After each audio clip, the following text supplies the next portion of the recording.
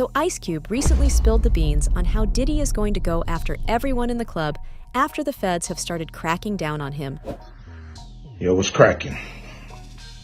You know what it is. It's your homeboy Ice Cube. And some of you may not have realized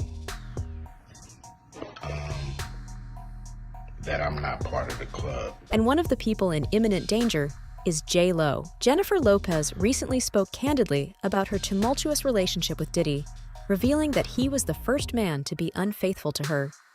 Their relationship, which lasted from 1999 to 2001, has been a topic of interest due to its ups and downs. Despite this, Lopez clarified that Diddy wasn't the ex who mistreated her. On Monday, the Department of Homeland Security raided Sean Diddy Combs' homes in Los Angeles and Miami. This action follows multiple allegations of sexual assault against Diddy that have surfaced in recent months. Diddy's relationship with Jennifer Lopez has long been a subject of fascination, with their romance making headlines in the late 90s and early 2000s. I mean, even Kanye said something a few years ago that people really glossed over, and let me tell you right now, they really shouldn't have. Kidnapped my daughter in public, and I didn't have the address of my child. None of these that want to say something Travis now. Gave you the address, though, right? Travis gave me the address. Right. But as far as Meek Mills, Puff Daddy, whoever, none of these all you fake hard niggas, fuck you. Hold on. Okay. All you fake hard niggas, fuck you. Right. You know what I'm saying? I don't give a because you can't shoot nobody anyway, and the reason why you got to talk is because you did a deal, you fed. You know what I'm saying? That's why you gotta come at me, because part of the deal for you to be a do all that and get out of jail is that you promise that you gonna go pull my coat card. So y'all niggas shut the up about me. Now let me say it calm. You niggas shut the up about Michael. Right. Sean Diddy Combs was seen at a Miami airport after Homeland Security conducted raids on 2 of his properties. These raids were said to be part of a federal investigation into sex trafficking. Video footage from TMZ shows Diddy walking back and forth outside a customs office at Miami Opa-locka Executive Airport around 3 p.m. PT on Monday, March 25th. This sighting happened not long after the raids occurred. Shortly after federal agents raided his properties in Los Angeles and Miami, Diddy was spotted by TMZ pacing outside of Miami Opa-locka Executive Airport on Monday afternoon, March 26. According to their sources, Puffy was outside a customs office and was waiting to be joined by other people who were apparently also being questioned by federal officials. Information is still murky, but TMZ claims Diddy boarded a separate private jet when Homeland Security arrived, but he is not thought to be currently under arrest or on the run. Reports suggest that Diddy and his entourage were stopped at Miami International Airport, potentially while boarding a private jet, when Homeland Security intervened. There have also been some very interesting arrests made. Amazon delivered, a woman visited, a private guard guarded. A more typical day at Sean Diddy Combs' Star Island properties. Done for the moment, the federal agents who served one of 2 search warrants here, part of a criminal investigation by the Southern District of New York. Agents took electronics, including a silver MacBook Air.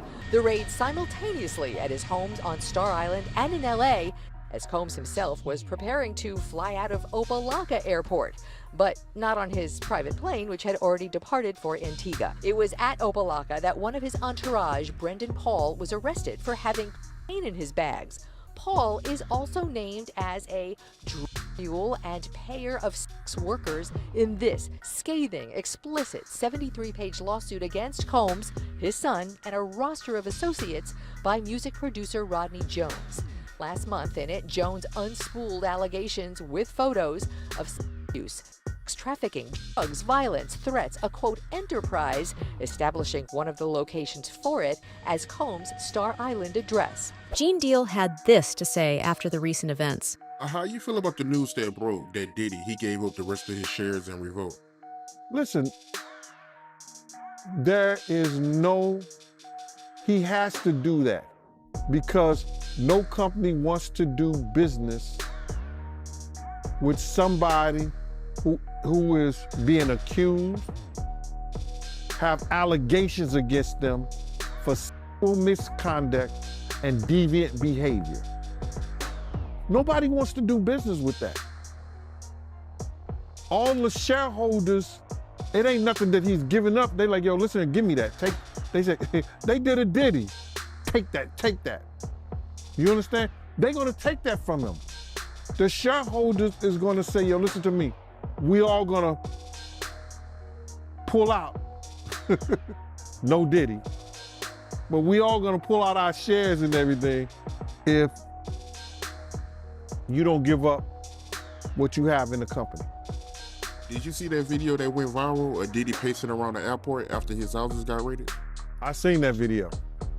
And I seen that look in his face before. I seen that look in his face. You understand? When he was with the same gang and Mike Owens, AKA Mike, everybody could tell him, D. Ferg did a collection for him because he didn't know how he was gonna pay his rent and he didn't know how he was going to pay his rent, child support, and his car note, because he had one of those drop-top Cabarets, Volkswagens. So Mike gave $5,000. I wasn't giving him nothing. I'm just telling you right now. D was just collecting money for niggas. You know what I'm saying? Yo, man, we gotta make sure, because he wanna kill himself.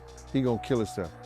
Diddy had that pace, and he had that look in his face that he know something may be wrong, or they may have something on him. Because they took things out of there. We may not have seen what they took, but they had bags and boxes of stuff that they took out of there. So he knows, he's getting a play-by-play of what's going on. And even back then, doing that City College, when he was fired from Uptown Records, he was making statements about doing himself. He had that same look in his face.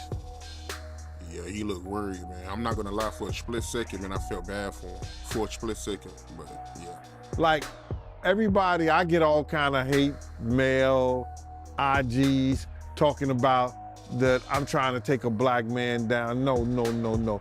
I went through every step you supposed to go through when you got a problem, you got a situation, you got an issue with a man. You understand? I get in contact with him. Went to mutual friends. Let's sit down and talk. What you did to Wolf's mother wasn't right, bro. You don't talk to her like that. If Wolf was alive, he'd take your head off. Diddy's label was also very popular back in the day, but later on, Mark Curry spoke out about the reality behind the scenes at Bad Boy Records. Did I see these kind of things in his actions when I knew him or when I was around him? Did I see him have those bursts of violence? Just not on, you'd be like, he did it. If you seen that, it was another video. He won some, he just over cocky. That's why he got fired from Uptown. He's over, what do you call someone who's overly confident?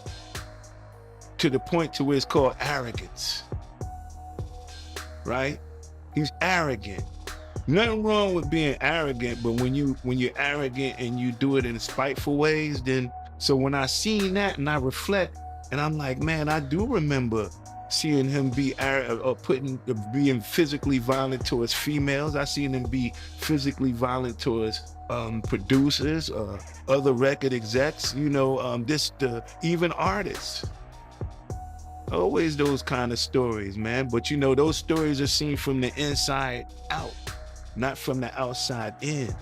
So it's just like, sometimes you can tell, as a man, you'd be like, look, we're gonna need a fair one, or we a one-on-one, a fair one-on-one, and we fight as men so we can come to a resolution, right?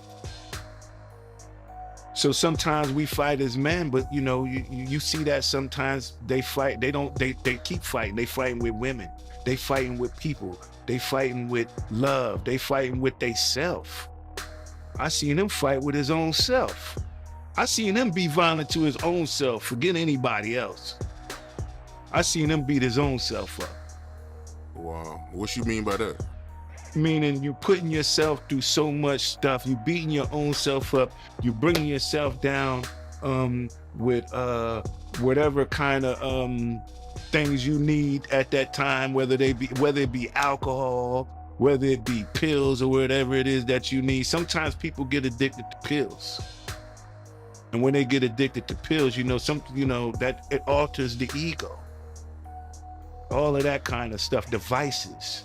I seen it all, man. And you said that you seen him get physical with his own artists? Meaning like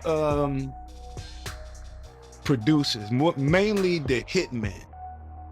Mainly the producers. And what I mean by physical, it'd be like sometimes it might be a physical fight between him and someone else. And you say, wow, you're fighting even with your own artists. You're fighting when you go home. You're fighting with people in your office. You're fighting with your girlfriend. You're fighting with me. You just want to fight everybody, don't you? And that's what, when you think of that name, that might be what he defines bad boy. It's really about that energy that he feels like what makes him. That's what makes him. Diddy rose to fame in the music industry, particularly amid the fierce competition between the West and East Coasts in 1990s hip-hop and gangsta rap. This period was significant in the genre's history.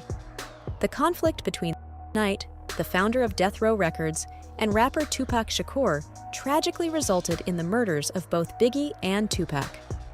Although Diddy was never personally involved in these tragedies, stories and conspiracy theories abound concerning the circumstances behind their deaths. Despite the controversy, Diddy's career continued to grow. Jaguar Wright provided a unique viewpoint on Diddy's successes. I was thinking to myself the other day, Uptown Records started with 5 people. Andre Harrell, Al B. Sure, Heavy D, and Puffy. And Kim was the longest working employee because she was there from the very beginning. She was Andre's personal assistant. Kim's dead. Heavy D is dead. Andre Harrell is dead. The only 2 left are Puffy and Al almost died. Isn't that interesting? That is interesting. Heavy D was found dead, face down in the heart attack. Andre Harrell, heart attack. Kim died from pneumonia, but there's the first coroner's report that said that she died. It was ruled a homicide, and they found toxins in her body to prove that she had been poisoned. They have poisons that create heart attack and pneumonia-like symptoms. And then right after that, Al had a meeting, and I was gonna meet up with him because we were in Vegas, and then the next thing you know, you wanna know what they all had in common though? The survivors and the late of Uptown Records, they were all writing tell-all books. Andre was writing a book right before he died. Heavy D was working on a book before he died. Kim Porter was working on a book before she died. And Al B. Sure was working on the documentary of his life. And then he goes into a coma. Has Puffy ever been in a coma? Has anything happened to him?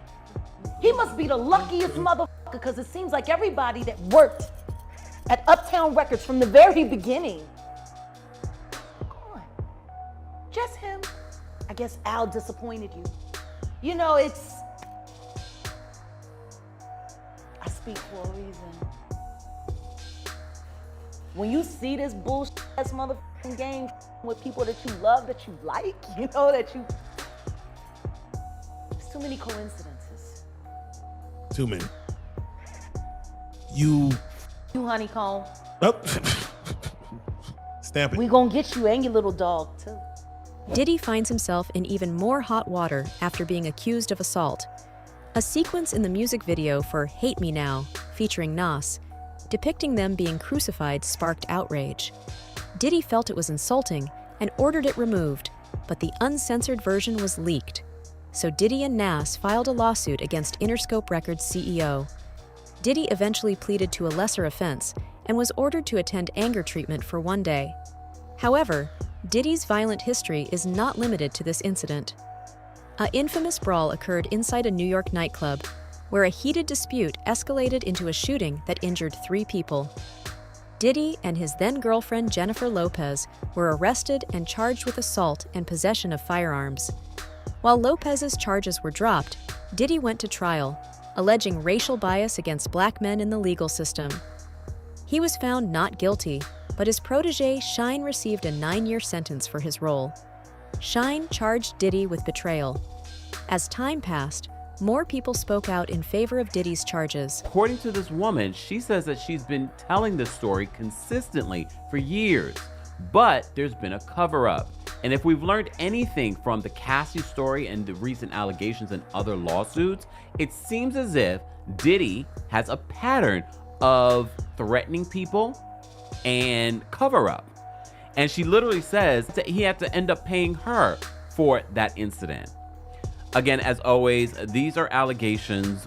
I just want to play what she says for you, because a lot of people are saying she's been saying the same story for a very long time. A lot of this has been covered up, and this is why the public doesn't know about her story. Hey, how you doing? So, here today about this latest lawsuit with the P. Diddy, Puff Daddy, Puffy, Sean Puffy Combs, whatever you want to call him,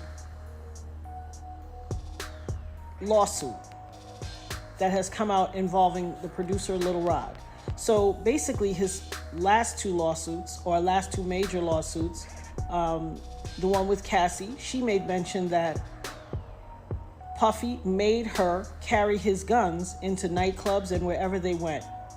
And he threatened her to make her feel like she had to do so. And while there were lots of things of importance, that stood out to me. And I'm gonna tell you why.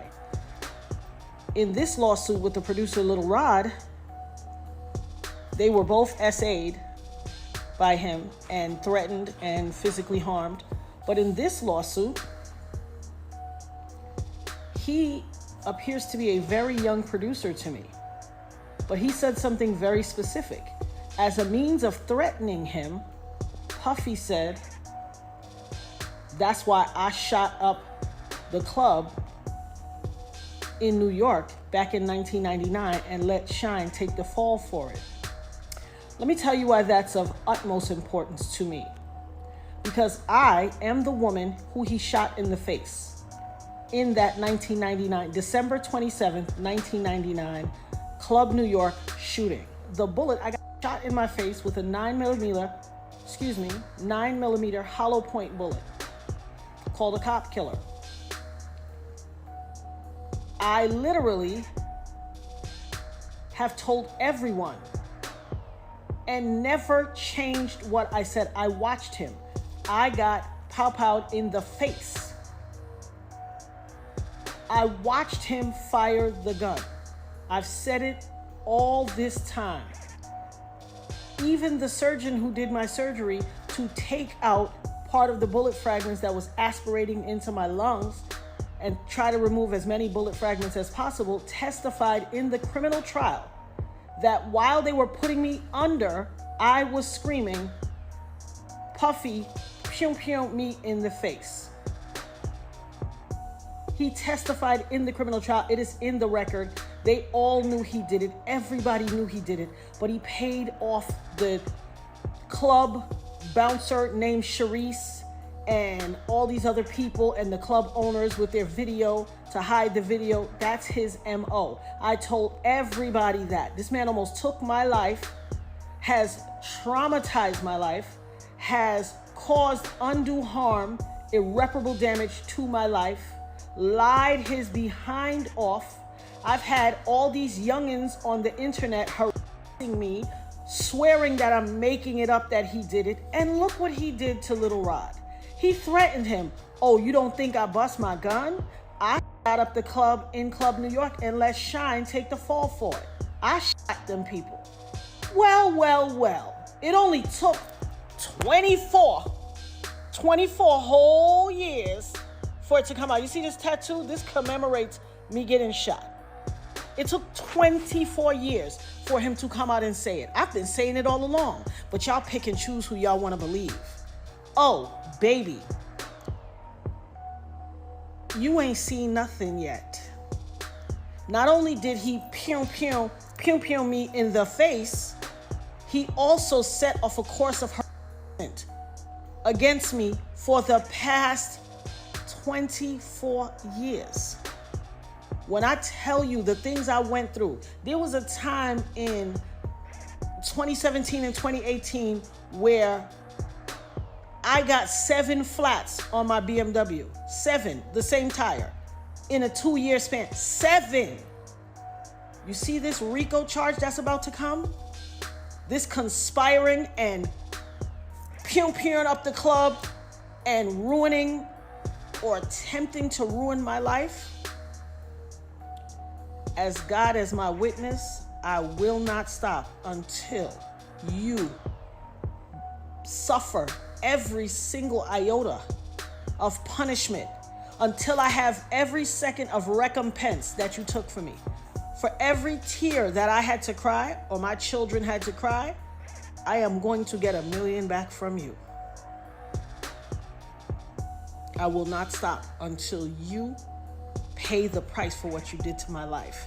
And for all you people out there on the internet and in cyberspace and in the far reaches of my life or the perimeters or wherever who always like, oh, she just saying that to get some. Hell, what you got to say now?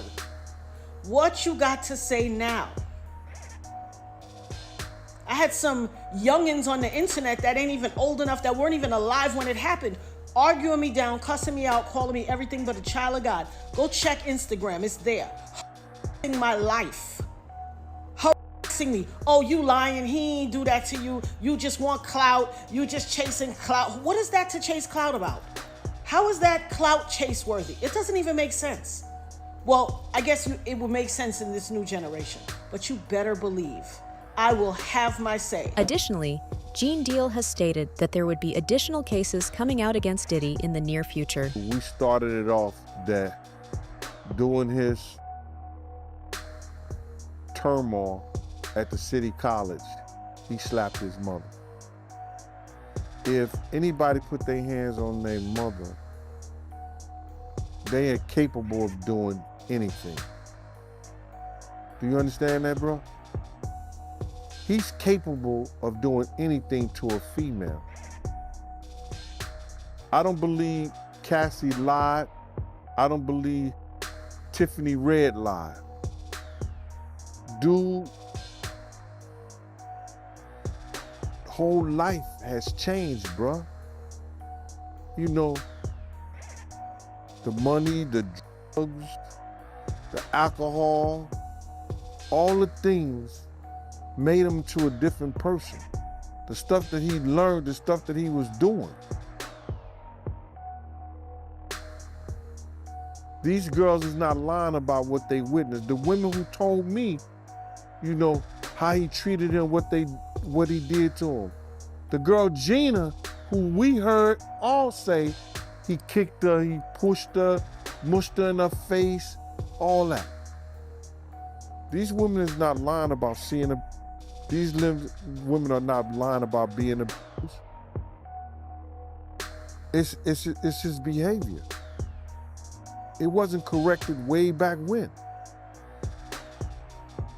Had he got help with that way back when, then maybe they wouldn't have a leg to stand on. It's a lot of women coming out, bruh. It's a lot of people coming out. They got 3 cases already filed in court already, I think. Oh, wow. I didn't know about that. So they got 3 cases that's on the way. They got 3 cases on the way. Yo, I believe what those girls are saying. It's too many women that's coming out and they saying the same thing, and they wasn't around each other. Gina said what she had to say. Cassie said what she had to say. Tiffany Reyes said what she saw. These other people that didn't file cases, which is similar. It's gonna be crazy, bro. The recent federal investigation and raids at the homes of Sean Diddy Combs have raised questions about the rapper and hip-hop music mogul. It's unclear what exactly Homeland Security Investigations agents were searching for during their raids on Combs' properties in Los Angeles and Miami on Monday, and whether Combs, who hasn't been arrested, might face charges in the future. Combs' lawyer, Aaron Dyer, has stated that his client is innocent and criticized what he sees as a witch hunt based on meritless accusations. The raids come amidst a backdrop of multiple civil lawsuits filed in recent months against the founder of Bad Boy Records, alleging rape or sexual assault against several individuals over the past few decades. Combs has vehemently denied all these accusations. Reports from the Los Angeles Times and the Associated Press suggest that these searches are connected to an ongoing sex trafficking investigation originating from New York. According to Rebecca Lonergan, a professor at USC Gold School of Law and associate director of the Legal Writing and Advocacy Program, the involvement of Homeland Security Investigations, HSI, in the raids, coupled with the backdrop of recent civil lawsuits against Combs, suggests that prosecutors are likely conducting a sex trafficking investigation that could lead to criminal charges. That's all for the video, folks. Thanks for watching.